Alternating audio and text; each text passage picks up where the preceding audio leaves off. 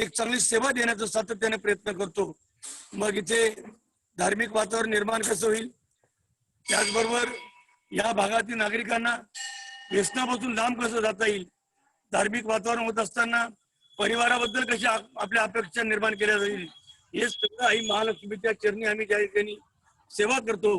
आणि या सेवेच्या माध्यमातून हे सर्व परंपरागत, यापूर्वी आमचे वडील होते, आमचे रामकाकांचे वडील होते, आमचे आताचे अध्यक्ष सुरेश नाना, या सगळ्यांच्या माध्यमातून या ठिकाणी सेवा निर्माण होते. आज विशेष करून रोटरी क्लब ऑफ सडाणा यांनी सुद्धा एक अतिशय परवाकडे झालेल्या बैठकीमध्ये त्यांनी सांगितलं की आपल्याला या बागलांचा भूमीमध्ये ज्या रणरागिणी आहेत, त्या भगिनी आहेत, या महाराष्ट्रभर देशाबाहेर देशात काम करतायत, त्यांना हितगुज झालं पाहिजे. कारण आम्हाला असं वाटत की नवरात्राच्या निमित्ताने ते करायचं तरी काय, लोकांना येऊ द्यायचं नाही, लॉकडाऊनचा कार्यकाळ आहे, अशा परिस्थितीमध्ये आणि अतिशय सुखाने ज्या भगिनींनी या ठिकाणी सहभाग घेतला त्या भगिनींना सुद्धा मी प्रथमतः बागलांच्या वतीने त्यांचं स्वागत करतो की भगिनीनं कोणाचं माहेर आहे, कोणाचं सासर आहे, तुम्ही या ठिकाणी अतिशय मनभावे प्रामाणिकपणे कुठल्याही आढावेढा न घेता या आईसाहेबांच्या सेवेमध्ये आपला वेळ देण्याचा जो प्रयत्न केला त्याबद्दल मी आपला खऱ्या अर्थाने बागलांच्या वतीने आभार मानतो. पण विशेष करून ज्या आमच्या भगिनींना या सेवेचा लाभ मिळाला नाही त्यांनी सातत्याने माझ्याशी संपर्क करण्याचा प्रयत्न केला, परंतु वेळेअभावी त्यांना आम्हाला वेळ देता आला नाही. त्यांचे सुद्धा मी आभार म्हणजे अभिमागतो. पुढे ज्या ज्या वेळेला असे धार्मिक कार्यक्रम होतील त्या वेळेला तुमचा उत्साह पाहून निश्चितपणे आम्हाला जी ताकद मिळालेली आहे, हा उत्साह आम्हाला शक्ती देत आहे. तर आपण सर्वांनी दिलेला वेळ हा या बागलांच्या भूमी, या महाराष्ट्राच्या भूमीचा ज्या तरुण तरुणींना या भगिनींमार्फत जे उपदेश मिळतील त्याचं खऱ्या अर्थाने सोनं करावं, एवढीच या प्रसंगी सांगतो आणि थांबतो. जय जय महाराज. खूप खूप धन्यवाद अरविंदजी सोरणे सर. मी रोड ट्रॅक्टर वृषाली गांगुर्डेला विनंती करतो की आजच्या प्रमुख पाहुण्या मान्य डॉक्टर विशाखा बदाने यांचा परिचय करून द्यायचा आहे. Over to you Vrushali. Thank you sir. Yogesh sir, am I audible? Yes yes, go ahead. Okay. नमस्कार, मी रोड ट्रॅक्टर वृषाली गांगुर्डे आपल्या सर्वांचं पुनश्च एकदा आपल्या कार्यक्रमात स्वागत करू इच्छिते. आजच्या कार्यक्रमाचे प्रमुख अतिथी डॉक्टर विशाखा बदाने IPS अशा ज्वलंत व्यक्तिरेखेचं परिचय करून देण्याची संधी दिल्याबद्दल Rotary club of Satana Baglan यांचे मी खूप खूप आभार मानू इच्छिते. दशपुत्र समा कन्या दशपुत्रा प्रवर्धयन् यत्फले लभते मत्सर लभ्ययम् कन्याय कय. As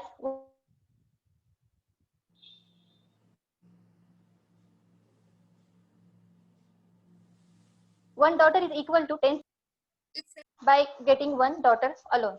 Sorry. अशीच एक मुलगी बागलांची वाघीण आणि केंद्रीय लोकसेवा आयोग गाजवलेली एक रणरागिणी डॉक्टर विशाखा अशोक बदाने आज आपल्या कार्यक्रमानिमित्त आपल्यात उपस्थित आहेत.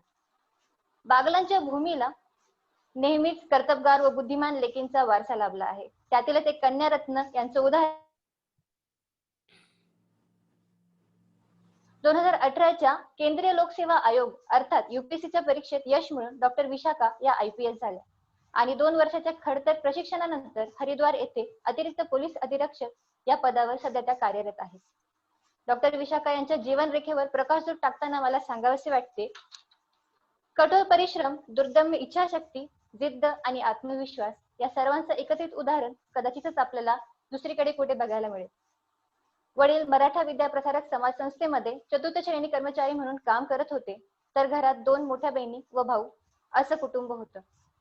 खडतर जीवन व शिक्षणाची तगमग काय असते हे या भावंडांकडनं शिकण्यासारखं आहे. पुस्तक घेण्याइतपत पैसे नसत तर ही भावंडे कॉलेजच्या लायब्ररीमध्ये जाऊन अभ्यास करत. परंतु ह्या बिकट परिस्थितीत पण प्रबळ मनोबलाच्या जोरावर डॉक्टर विशाखा यांनी आपला BA MS पूर्ण केलं आणि अगदी चिकाटीने UPSCचा अभ्यासही सुरू केला आणि दुसऱ्याच प्रयत्नात यशही पदरात पाडून घेतलं.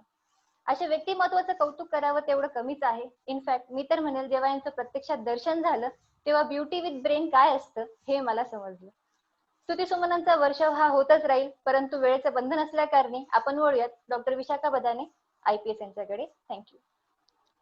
मी डॉक्टर विशाखा बदाने यांना विनंती करतो की त्यांनी त्यांचं मार्गदर्शन सुरू करायचंय. सर्वप्रथम मी रोटरी क्लब ऑफ सटाणा आणि श्री महालक्ष्मी मंदिर ट्रस्टचे खूप आभार मानते की त्यांनी मला ही संधी दिली आज आपल्या सर्वांशी हितगुज करण्याची. माझा परिचय तर तुम्ही करून दिलाच, पण त्याचबरोबर मला हे सांगायला नक्की आवडेल की मी मूळची आराई गावची, बागलाण तालुक्यातली, आणि जरी मी नाशिकमध्ये सेटल झालेले असले तरी वर्षातून एक दिवस तरी मी आराईमध्ये येते आणि सटाण्याला एक दिवस तरी थांबते. कारण मला असं वाटतं की ही आपली मातृभूमी आहे, जन्मभूमी आहे. तर ह्या जन्मभूमीशी आपली जी नाळ असते ती आपण कंटिन्यू ठेवली पाहिजे. तिच्यामध्ये जर आपण सातत्य ठेवलं तर आपले ऋणानुबंध असतात त्या जागेशी आणि ते आपण सांभाळले पाहिजे. दुसरी गोष्ट, माझं बालपण जे आहे ते मोस्टली नाशिकमध्येच गेले. नाशिकमध्ये उमराळे म्हणून गाव आहे, तिथे गेलं. त्यानंतर दिंडोरी तालुक्यामध्ये गेलं आणि नंतर शालेय, प्राथमिक, माध्यमिक आणि महाविद्यालयीन शिक्षण जे आहे ते माझं नाशिकमध्येच झालं. नाशिकमधल्याच आयुर्वेद महाविद्यालय गणेशवाडी इथून मी BMS चं शिक्षण पूर्ण केलं. त्यानंतर मी काही दिवस प्रॅक्टिस पण केली. नंतर मला असं वाटायला लागलं की आपण UPSC करायला हवं, काहीतरी समाजाचा आपण ऋण लागतो. तर ते आपण ऋण कसं फेडू शकतो, तर UPSC किंवा केंद्रीय लोकसेवा आयोग हा एक खूप चांगला पर्याय आपल्यासमोर उभा राहतो आणि म्हणूनच मी UPSC करण्याचा निर्णय घेतला होता. त्यासाठी मी 2015 मध्ये अभ्यासाला सुरुवात केली आणि 2017च्या परीक्षेत माझं सिलेक्शन झालं. आता मी 2018 IPS बॅच मध्ये माझं सिलेक्शन झाल्यानंतर आता हरिद्वारमध्ये अतिरिक्त पोलीस अधीक्षक म्हणून काम करते आहे. सध्या हरिद्वार सिटी जे आहे त्याचा चार्ज माझ्याकडे आहे आणि उत्तराखंडमध्ये यापूर्वीही मी देहरादूनमध्ये 6 महिने सहाय्यक पोलीस अधीक्षक म्हणून काम केलेलं आहे. मला नक्कीच सांगायला आवडेल की शाळा आणि महाविद्यालय याचा खूप महत्वाचा रोल जो आहे माझ्या ओव्हरऑल पर्सनॅलिटीवर आहे किंवा ओव्हरऑल जे पण आपण काही अचीव करतो ह्या गोष्टींचा खूप मोठा इम्पॅक्ट आपल्या बालमनावर किंवा आपल्यावर होत असतो. ज्या पद्धतीचे शिक्षक आपल्याला लागतात, ज्या पद्धतीचे वातावरण आपल्याला लागतं, त्याचा परिणाम आपल्यावर होतो आणि आपण तसं घडत जातो. माझ्या बाबतीत मी स्वतःला फार फॉर्च्युनेट म्हणेल की ह्या सगळे पॉझिटिव्ह वातावरण जे आहे माझ्या भोवती होतं. माझे शाळेतले शिक्षक ज्यांनी सदैव मोटिवेट केलं की आपण काहीतरी चांगलं करू शकतो. त्यामध्ये एक नाव मला आवर्जून घ्यावं असं वाटेल, जे म्हणजे मला इंग्रजी शिकवणारे देसले सर. त्यांनी नेहमी एक असं वातावरण निर्माण केलेलं होतं की आपण कंटिन्यू एक पॉझिटिव्ह एन्व्हायरमेंट मध्ये राहतो, पॉझिटिव्ह वाईब्स आपल्यापर्यंत येत राहतात. त्याचबरोबर मी ज्यावेळी मला सांगायला नक्कीच आवडेल की मी UPSC साठी दिल्ली किंवा पुण्याला गेलेले नव्हते. मी नाशिकमध्ये राहूनच UPSCचं प्रिपरेशन केलेलं आहे आणि त्यासाठी मी युनिव्हर्सल फाउंडेशनचे जे संचालक आहेत राम कर्नर सर त्यांचं मार्गदर्शन घेतलं होतं आणि त्याचा मला खूप चांगला बेनिफिट झाला. कारण की आपल्याला नेहमीच असा डाऊट येतो की आपण एवढ्या छोट्या शहरामध्ये जर प्रिपरेशन करत आहोत तर ह्या प्रिपरेशनचा काही इम्पॅक्ट किंवा काही आपल्याला रिझल्ट मिळतील का. पण मला हे आवर्जून सांगावं असं वाटेल की सरांच्या प्रॉपर मार्गदर्शनामुळे आणि कंटिन्युअस मोटिवेशनमुळे मला UPSC करण्यामध्ये खूप मदत झाली आणि त्याचा परिणाम म्हणून 2018 मध्ये माझं सिलेक्शन झालं. UPSCच्या दुसऱ्या प्रयत्नामध्ये माझं IPS साठी सिलेक्शन झालं होतं. नंतर मी आपल्याला नेहमी असं वाटतं की आपले आई वडील किंवा आपली फॅमिली त्यांचा मुलांच्या जडणघडणीवर खूप मोठा परिणाम असतो. मुलं जी आहेत ती आपले आई वडील जसे बिहेव करतात, जसे संस्कार देतात त्याचं एक मूर्तिमंत रूप असतं. मला नक्की वाटतं की जसे आई वडील असतील तशी मुलं घडतात आणि त्यामुळेच मी माझ्या आई वडिलांना बघितलंय लहानपणापासून की ते खूप कठीण परिश्रम करणारे, पण तरी एवढ्या परिश्रमामध्ये पण त्यांनी कधी असं जाणवू दिलं नाही की ते खूप थकले आहेत की खूप निगेटिव्ह आहेत. मला हे सांगायला आवडेल की माझी घरची परिस्थिती खूप अशी चांगली होती, खूप सधन होती किंवा सुदृढ होती असं अजिबात नव्हतं. एक लोअर मिडल क्लास फॅमिलीला मी बिलॉंग करते. माझे वडील जे होते ते मराठा विद्या प्रसारक मध्ये त्यांनी 40 वर्ष सेवा केली शिपाई म्हणून आणि त्या शाळेच्या मराठा हायस्कूलमध्ये माझी आई गोळ्या बिस्किटांचं दुकान लावायची. तर अगदी 5वी पर्यंत असताना मी माझ्या आईसोबतच तिथे गोळ्या बिस्किट पण विकल्या. त्यामुळे तो एक वेगळा, मला कधी असं वाटलं नाही पण त्याच्यामध्ये की आपण काहीतरी चुकीचं करतोय किंवा हे कमीपणाचं आहे म्हणून. रादर ह्या गोष्टी ज्या होत्या ह्या गोष्टींनी माणसाचं व्यक्तित्व जे आहे ते घडवण्यासाठी खूप मदत होते. तुम्ही जे ओव्हरऑल तुमची जी ऍटिट्यूड डेव्हलप होतो किंवा ओव्हरऑल तुमच्या सोसायटी बद्दलचा जो अँगल असतो तो ह्याच्यातूनच डेव्हलप होतो की ज्यावेळी आपल्याला माहिती आहोत की आपण इतक्या हंबल बॅकग्राऊंड मधून आलो आहोत आणि त्याच वेळी सोसायटीमध्ये असा एक क्लास आहे की ज्याला पण आपली गरज आहे. सपोज मी जर त्या ठिकाणी असते तर मी पण अपेक्षा करते की कोणीतरी येईल, माझी जर गरज असेल, मला जर गरज वाटली तर त्या माणसाने माझा प्रॉब्लेम सॉल्व्ह करून दिला पाहिजे. तीच जी जाणीव जी आहे ती माझ्या मनात नक्कीच होती आणि त्याचाच परिणाम होता की मी युपीएससी करण्याचं डिसिजन घेतलं आणि त्याच्यामध्ये यशही मिळालं. म्हणून मला हे नक्की सांगावंसं वाटतं की तुम्ही कुठेही राहा, कसेही असा, तुम्ही श्रीमंत आहात, तुम्ही गरीब आहात, तुमचे आई वडील तुम्हाला काय सांगताय, काय नाही सांगत आहे, ह्या सगळ्या गोष्टींचा तुमच्यावर इम्पॅक्ट होत असतो. पण फक्त केवळ हा न्यूनगंड ठेवणं की आम्ही तर गरीब आहोत किंवा आमच्याकडे पैसे नाहीयेत किंवा आम्हाला चांगलं मार्गदर्शन नाही मिळत आहे, आम्ही अशा छोट्याशा गावात राहतो किंवा खेड्यात राहतो, म्हणून आम्हाला आम्हाला यश मिळणं शक्य नाहीये किंवा आम्ही मोठी स्वप्न बघू शकत नाही. तर मला नाही वाटत असं की हे खरं आहे. तर तुम्ही ठरवलं तर तुम्ही कुठलीही गोष्ट अचीव्ह करू शकता.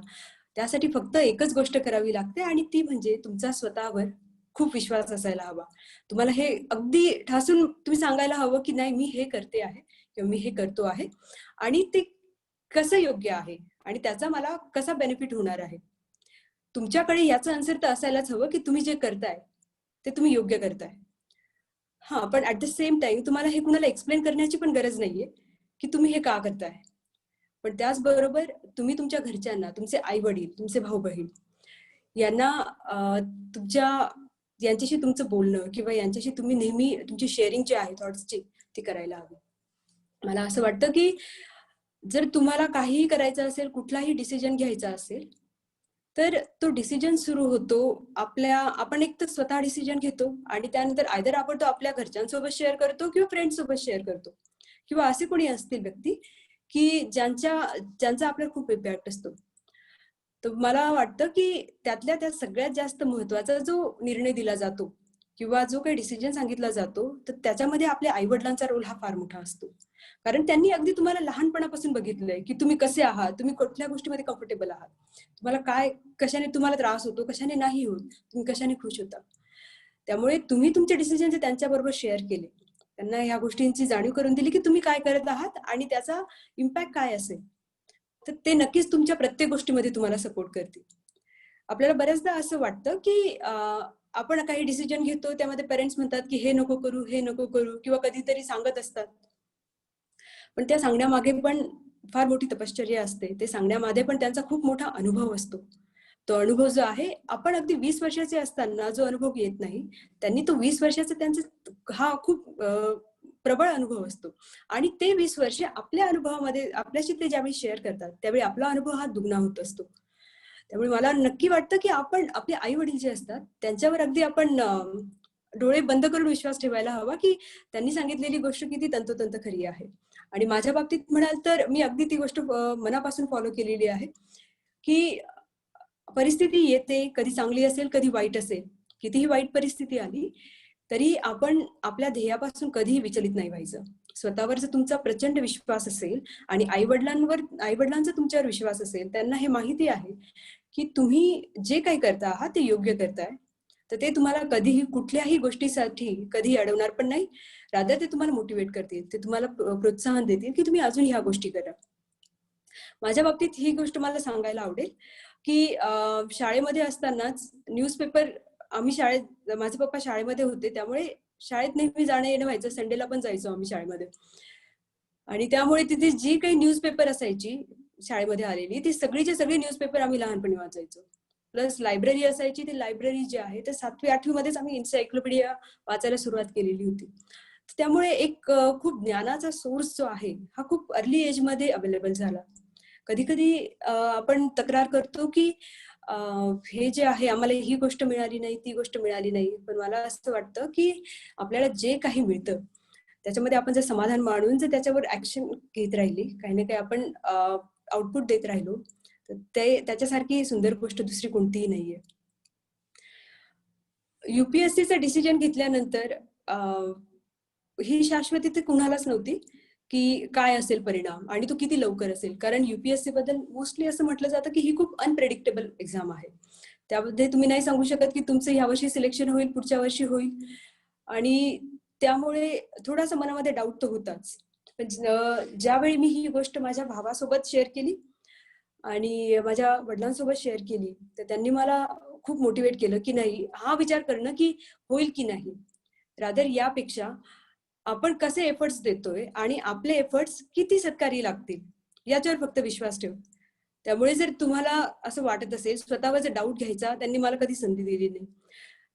रादर मी ज्यावेळी फर्स्ट अटेम्प्ट मध्ये माझा रिझल्ट निगेटिव्ह आला, त्यावेळी त्यांनी, माझ्या दादाने मला एक गोष्ट सांगितली होती की काहीही झालं तरी नटराज फिरसे चॅम्पियन असतो. त्यामुळे आपण जे आहे आपला स्वतःवर विश्वास ठेवा.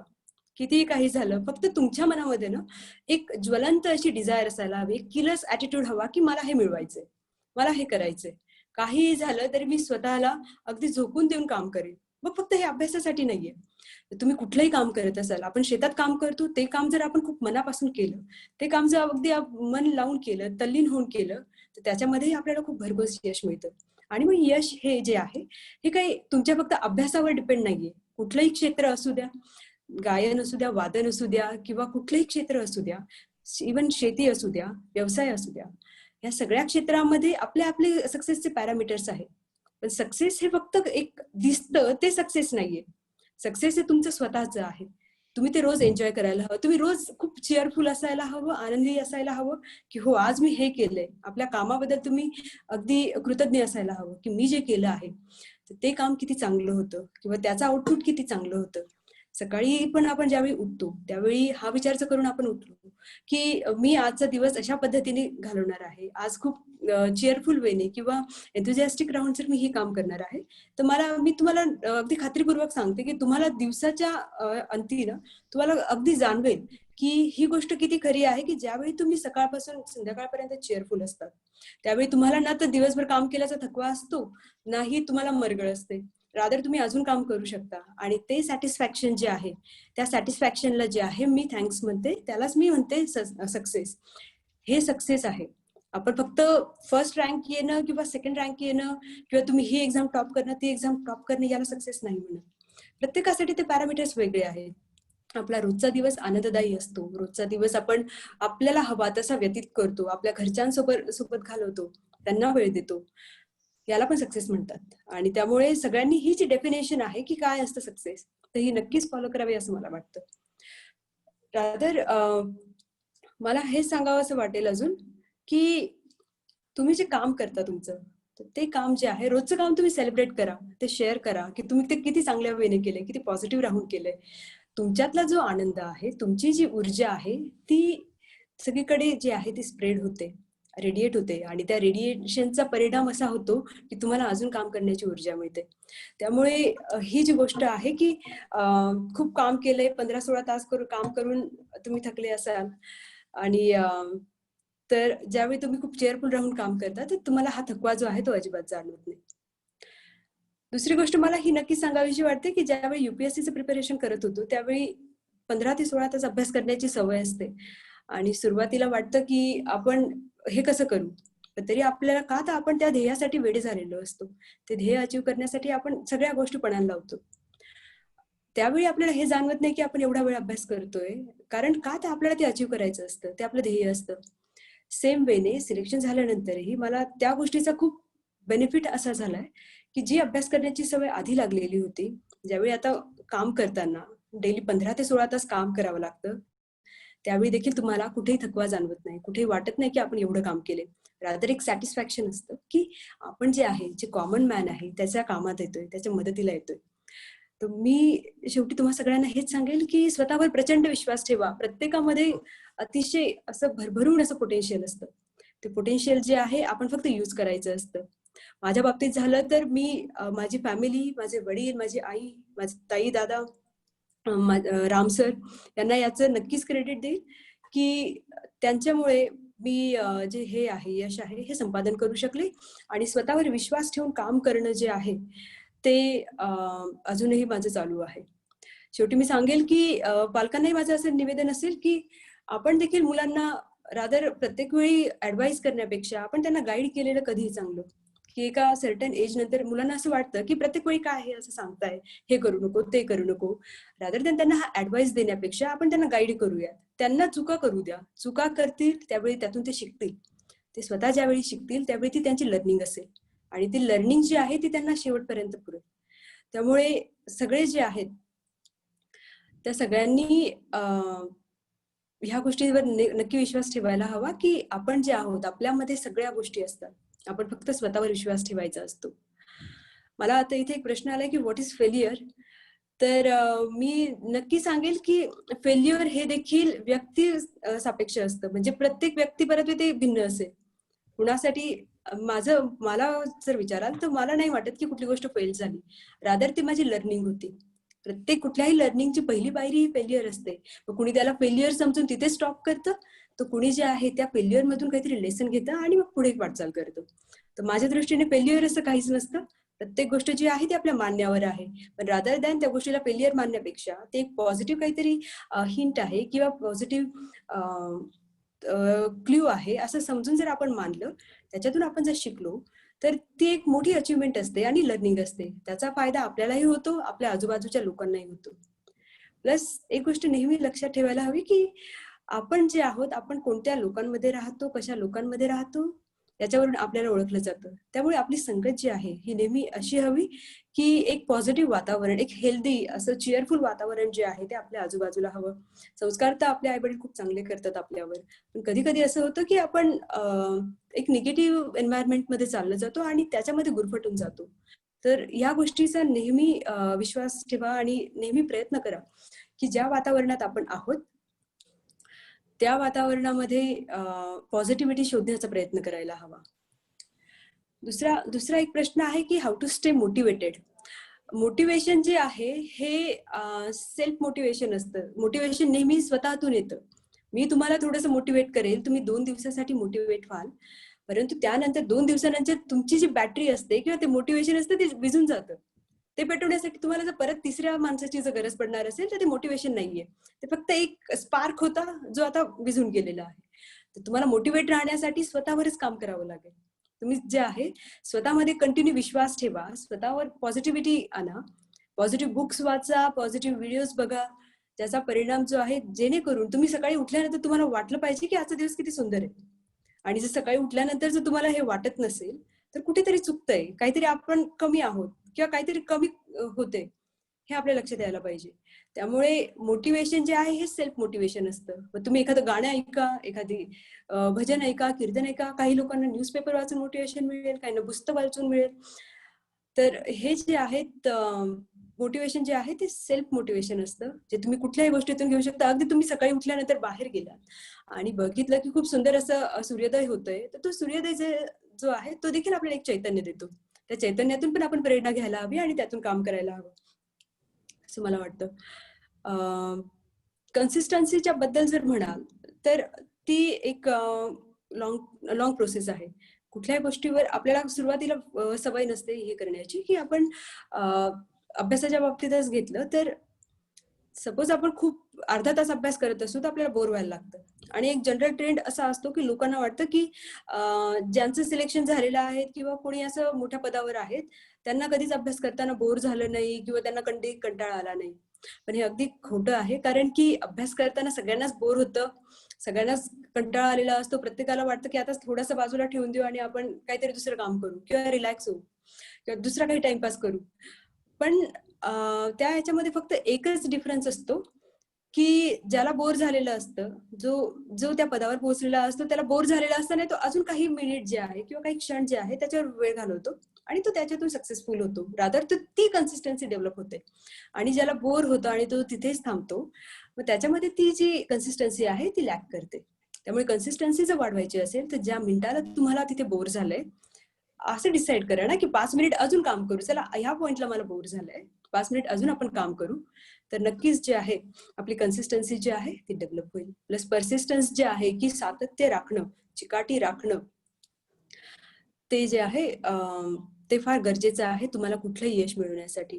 रादर एका माणसाचा जो सपोज मी युपीएससीचा अभ्यास केला, तो युपीएससीचा अभ्यास माझी जी स्ट्रॅटेजी होती ती तुमच्यासाठी उपयोगी असेलच असं नाही. कारण मला जर सपोज रात्री अभ्यास करण्याची सवय आहे आणि तुम्हाला जर सकाळी उठण्याची सवय आहे तर त्याच्यामध्ये डिफरन्स आहे. तर व्यक्तिपरत्वे हा डिफरन्स सगळ्यांनी मान्य करायला हवा आणि हे प्रत्येकाला माहित असायला हवं की माझी स्ट्रॅटेजी काय असते. अभ्यास जो आहे हा अभ्यास सगळ्यांसाठी सेम आहे, परंतु प्रत्येकाची स्ट्रॅटेजी जी आहे ती वेगवेगळी असेल. त्यामुळे मी जो टाइम टेबल फॉलो केलं तेच टाइम टेबल तुम्ही फॉलो करायला हवं असं नाही. तर रादर तुम्ही स्वतःच एक टाइम टेबल फॉलो करा. त्या टाइम टेबलला अगदी मनापासून अगदी तन मन धनाने जे आहे झोकून द्या स्वतःला. तर तीच जी आहे आपली स्ट्रॅटेजी असते आणि तेच आपलं टाइम टेबल असतं असं मला वाटतं. मी थांबते. कुणाला काही प्रश्न असतील तर विचारा. ओके. मी जेडआर योगेशला विनंती करतो की त्यांनी काही क्वेश्चन सिलेक्टेड क्वेश्चन मॅडमांना विचारायचे. हम्म. योगेश. Yes sir. पहिला प्रश्न आहे मॅडम हम्म. की आपला ऑप्शनल सब्जेक्ट काय होता युपीएससी मध्ये? माझा युपीएससी मध्ये ऑप्शनल होता anthropology. Anthropology. Okay. Second question आहे मॅडम की किती वर्ष आपण सातत्याने युपीएससीचा अभ्यास करत राहिलात? मी 2 वर्ष. मी 2015 मध्ये युपीएससीचा अभ्यास स्टार्ट केला होता. 2016-17 अशी 16 पर्यंत मी अभ्यास केला. 17 मध्ये मी एक्झाम दिली आणि 18च्या याच्या रिझल्ट मध्ये माझं सिलेक्शन झालेलं होतं. 2 वर्ष. Okay. Thank you. Ma'am, what kept you going on when you failed now? काय परत रिपीट करा. What kept you going on when you failed? मी आधी पण सांगितलं आणि मी परत सांगेल की मी असं कुठल्या गोष्टीला फेल असं मानत नाही. रादर मी त्याला एक अनुभव समजते. त्या अनुभवाचा फायदा असा होतो की जे फेल्युअरमुळे येणारे जे नैराश्य असतं ना, ते नैराश्य आपल्याला येत नाही. आपण कुठलंही काम जर आपण करत असाल आणि एक फेल्युअर आलं म्हणून जर आपण नैराश्यामध्ये गेलो तर आपण रादर तिथे वेळ वाया घालवतो. आज 3 दिवस जर ते नैराश्य धरून बसण्यापेक्षा अर्ध्या तासामध्ये जे आहे ते सॉल्व्ह केलं आणि आपल्याला हे कळलंय की फेल झालंय, तो एक अनुभव घेतला, त्याच्यावर त्याला बाजूला ठेवून आपण जर पुन्हा काम करायला लागलो तर ते रादर आपली अचिव्हमेंट असते. त्यामुळे फेल्युअर आहे म्हणून ते खूप तसंच बाळगून उराशी धरून बसायचं आणि म्हणायचं की मी फेल झालोय, मग 8 दिवस आपण त्याच्यात वेळ वाया घालायचा, त्याला काही अर्थ नाही. त्यामुळे त्याला ओव्हरकम करून आपण काम करत राहायचं असतं. नक्कीच. आजच्या मुला मुलींसाठी आपण काय संदेश देणार मॅडम? आजच्या मुला मुलींसाठी मी एकच म्हणेल की तुम्ही स्वतःवर प्रचंड विश्वास ठेवा. आपलं कुठलंही जे मोटिवेशन असतं हे सेल्फ मोटिवेशन असतं. स्वतःच्या ज्या काही क्षमता आहेत, जे काही पोटेन्शियल आहे, त्याच्यावर तुम्ही प्रचंड विश्वास ठेवा. तुमचा ज्यावेळी स्वतःवर विश्वास असतो त्यावेळी काम करण्याची उर्मी पण आपल्याला येते. कुणी काय म्हणतंय, दुसऱ्याने हे सांगितलं ते सांगितलं म्हणून त्याच्या मागे पळण्यापेक्षा आपल्याला काय योग्य वाटतंय, आपल्याला काय वाटतंय की याच्याने आपल्याला जे आपल्याला अचीव्ह करायचं ते अचीव्ह होईल. तर ते ही गोष्ट सगळ्यांनी लक्षात ठेवायला हवी. दुसरं, स्वतःमध्ये अतिशय एक ज्वलंत अशी इच्छा जी आहे काही मिळवण्याची, काही करण्याची करायला हवी. तर ती ज्वलंत इच्छा जी असते ती कंटिन्युअसली जर धगधगत राहिली ती तुम्हाला जी आहे ती मोटिवेट पण करते आणि जी टायर्डनेस जो असतो तो पण येऊ देत नाही कधी. तिसरं रोशन फेरणार यांचा प्रश्न आहे. आजच्या हो. मुला मुलींसाठी आपण काय संदेश देणार? हेच सांगेल की तुम्ही स्वतःवर विश्वास ठेवा. कुणी सांगतंय म्हणून ती गोष्ट करू नका. मला जर वाटतंय की मला युपीएससी करायचंय किंवा मला काहीही करायचंय, कुठला बिझनेस करायचा आहे, उद्योग करायचा आहे, तर ते का करायचंय आणि त्याचे पॉझिटिव्ह निगेटिव्ह हे आपल्या स्वतःला माहित असायला हवे. आपण त्याच्यावर अभ्यास करायला हवा. आपण जर फक्त दुसरं करतोय म्हणून मी ते करतोय असं करणार तर त्यामध्ये असं तुम्हाला त्याचं आउटपुट जे आहे 100% मिळेलच असं नाही. त्यामुळे सेल्फ मोटिवेशनने काम करा आणि स्वतःमधली जी पॉझिटिव्हिटी आहे ती ओळखून त्या पॉझिटिव्हिटीचा बेनिफिट घेऊन तुम्ही काम करा. प्लस अशा पॉझिटिव्ह वाईब्स स्वतःसाठी आणि दुसऱ्यांसाठी क्रिएट करा की जेणेकरून आपल्या अवतीभोवतीचं वातावरण जे आहे ते चैतन्यमय पण राहील आणि तुम्हाला काम करण्याचा उत्साह पण येईल. How to maintain consistency? Consistency जी आहे ती मोटिवेशनचाच एक पार्ट मी समजते. कारण की तुम्हाला जर एखादी गोष्ट अचीव्ह करायची असेल तर त्यासाठी तुम्हाला आधी मोटिवेशन लागतं आणि मोटिवेशन जर तुम्हाला कुठल्या गोष्टीचं असेल, सपोज मला युपीएससी करायचं होतं, ते मोटिवेशन माझ्याकडे होतं, तर त्या कामाला, त्या ध्येयाला बघून तुमच्यामध्ये आपोआप कन्सिस्टन्सी येते. त्यामध्ये तुम्हाला कधी कधी बोरही होतं, कधी फेल पण वाटतं किंवा नैराश्य येतं. आणि युपीएससीचं असं आहे की दर 2-3 दिवसानंतर तुम्हाला असं डिप्रेस व्हायला लागतं की अरे हे पण बाकी आहे, ते पण बाकी आहे, परीक्षा एवढी डिफिकल्ट आहे. तर कन्सिस्टन्सी जी आहे, तुम्ही स्वतःला जर मोटिवेटेड ठेवलं, माझं सगळ्यांसाठी आन्सर असेल की तुम्ही स्वतः सेल्फ मोटिवेटेड असणं आणि तुम्ही चीअरफुल असणं, एन्थुसियास्टिक असणं कुठलंही काम करताना, तर तेच जे आहे तुम्हाला कन्सिस्टन्सी प्रोव्हाइड करतं. पुढचा प्रश्न आहे madam, can you please share your UPSC interview experience? UPSC interview म्हणजे खरंच खूप वेगळा अनुभव होता. त्याबद्दल मला हे सांगायला वाटेल की आपल्याकडे खूप अफवा पसरलेल्या असतात की युपीएससी असे प्रश्न विचारेल, तसे प्रश्न विचारेल, पण अगदी अशी सुटसुटीत अशी ती माणसं असतात आणि सुटसुटीत प्रश्न जे आहेत, अगदी स्ट्रेट फॉरवर्ड प्रश्न जे आहेत ते आपल्याला विचारतात. रादर तुम्ही बाहेर जितके टेन्स असतात की इंटरव्ह्यू द्यायला जायचंय, तुम्ही चेंबरमध्ये गेल्यावर तेवढे रिलॅक्स होतात. ते जे एम्बियन्स जे आहे ते त्यांनी क्रिएट करून ठेवलेले असते की रादर जो आपल्यावर जो प्रेशर असतो तो प्रेशर आपोआप कमी होतो. आपण एक होमली फिलिंग येते आपल्याला आणि अगदी सहजतेने जे आहे इंटरव्ह्यू पार पडतो. ओके, पुढचा नेक्स्ट क्वेश्चन आहे मॅडम, की तुम्ही मनोज डॉक्टर प्रोफेशनच्या ऐवजी मग युपीएससी मध्ये का गेलात? डॉक्टर प्रोफेशन कंटिन्यू का केलं नाही? मी आधी सांगितलं की ज्यावेळी प्रॅक्टिस करत होते मी त्यावेळी आपल्याला एक लिमिटेशन येतं काम करताना की बऱ्याचशा गोष्टी ज्या आहेत जर मला कुणाला मदत करायची असेल तर मी तेवढ्या तन्मयतेने किंवा तत्परतेने ती मदत नाही पोहोचवू शकत. रादर केंद्रीय लोकसेवा आयोग जो आहे आपल्यासमोर एक प्लॅटफॉर्म प्रोव्हाइड करतो की आपण सोसायटीचा एक लार्जेस्ट स्ट्राटा जो आहे त्या सोशल मिलिओला आपण सपोर्ट करू शकतो, त्यांचे प्रॉब्लेम्स जे आहेत ते सॉल्व्ह करू शकतो. त्यामुळे मला रादर मेडिसिन कंटिन्यू करण्यापेक्षा मला युपीएससी करणं जास्त महत्वाचं वाटलं.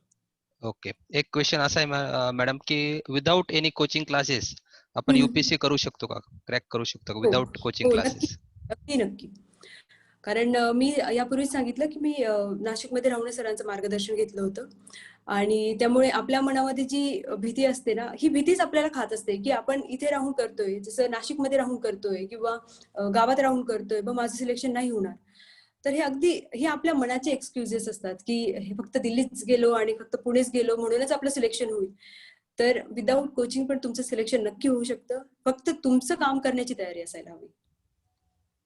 ओके मॅडम, तुमच्या हॉबीज काय आहेत? क्वालिटीज काय योगेश, आवाज थोडा मोठा बोल. आवाज मी माझ्याकडे फक्त शेवटची 2 मिनिटं आहेत. हो हो ठीक आहे. मॅडम एक प्रश्न होता की आपण ऐराणीत आपण 2 वाक्य बोलावेत अशी कोणीतरी इच्छा व्यक्त केली मला ऐराणी एवढी चांगली नाहीत, पण मी एकच वाक्य सांगेल, मन नाव विशाखाशे.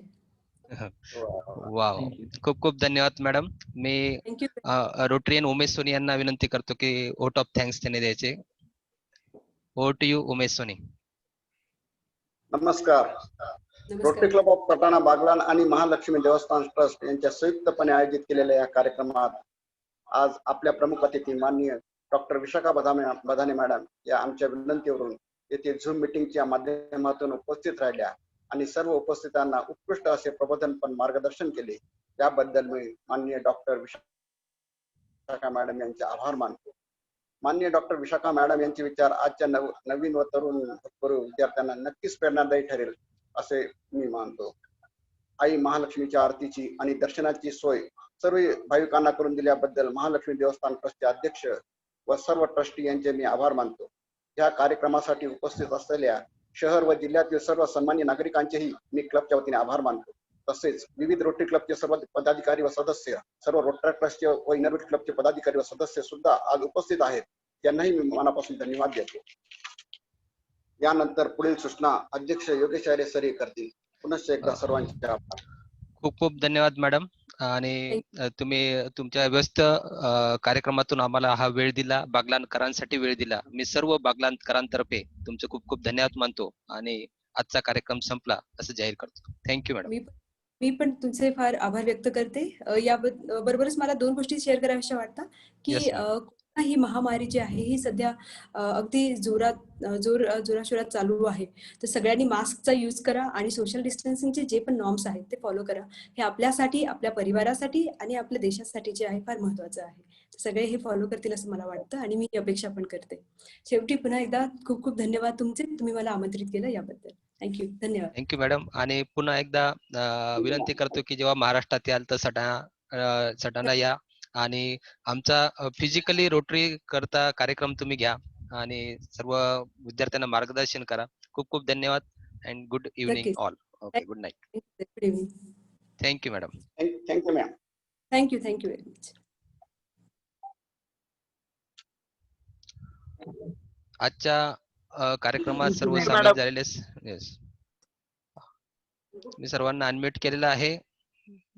कोणाला तर सर्वांना अशी विनंती आहे की आजचं थोडस Sir, you said आता we want to say yes yes Sir, yes देवीचं म्हणायला तुम्ही सांगितलं होतं येस sir. रोटरियन राघवला मी विनंती करतो की त्याने त्याचं थॉट सांगायचे. राघव, आणि राघवच्या थॉट नंतर आपल्याला देवीच्या आरतीसाठी 2 मिनिटात लाईव्ह जायचं आहे. तोपर्यंत राघव, येस, बाकीच्यांनी म्यूट राहायचंय. Okay, sir. ओके, मी म्यूट करतोय सगळ्यांना. हा, राघव तू अनम्यूट हो.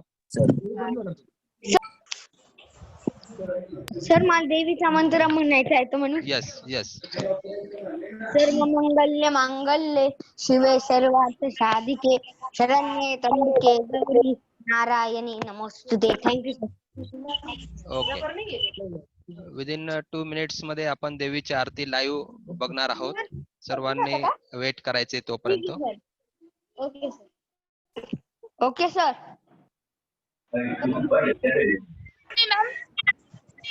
सर मला पण हा, म्हणायचं येस येस येस, कर सुरुवात.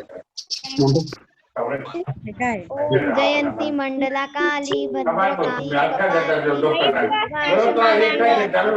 स्वदा नमस्तुते. बोला. या देवी सर्वभूतेषु लक्ष्मी रूपेण संस्थिता नमस्तस्ते नमस्तस्ते नमस्तस्ते नमो नमः. या देवी सर्वभूतेषु बुद्धि रूपेण संस्थिता नमस्तस्ते नमस्तस्ते नमस्तस्ते नमो नमः. या देवी सर्वभूतेषु मातृरूपेण संस्थिता नमस्तस्ते नमस्तस्ते नमस्तस्ते नमो नमः.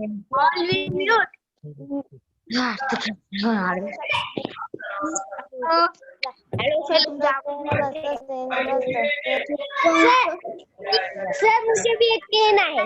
हा, स्टार्ट.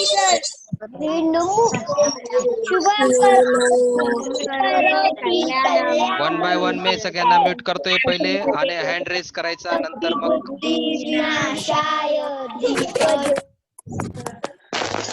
नमस्ते नमस्ते.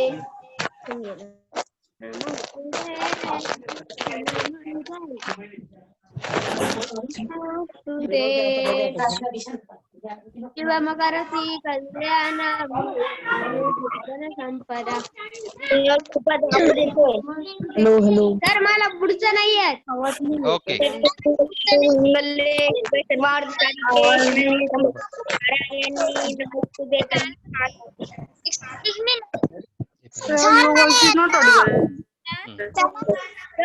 केव्हा स्टार्ट होणार आहे. हा, 2 मिनिटात. सर मला येत आहे. येस येस, कर स्टार्ट. येस, कर स्टार्ट. ओम भूर्भुवस्सुवः तत्सवितुर्वरेण्यं भर्गो देवस्य धीमहि धियो यो न प्रचोदयात्. Very good, very good. Next. Okay, next. Sir मुझे भी बोलना है. हा, कर स्टार्ट.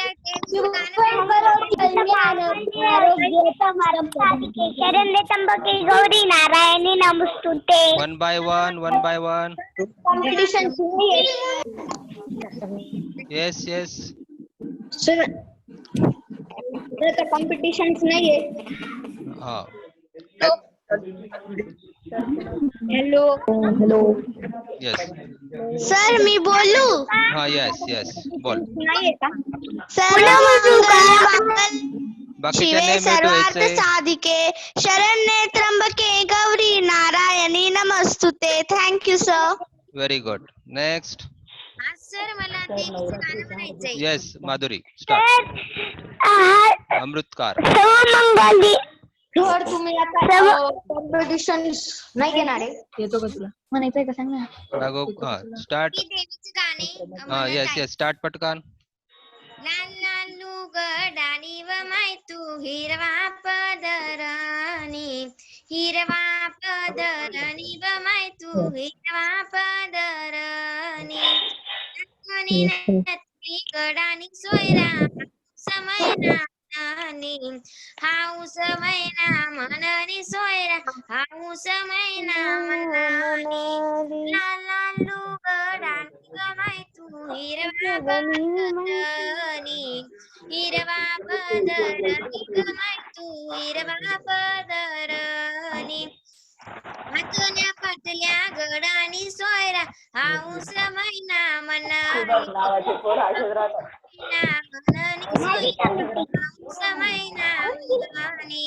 लाल लाल गडानी व माय तू हिरवा पदर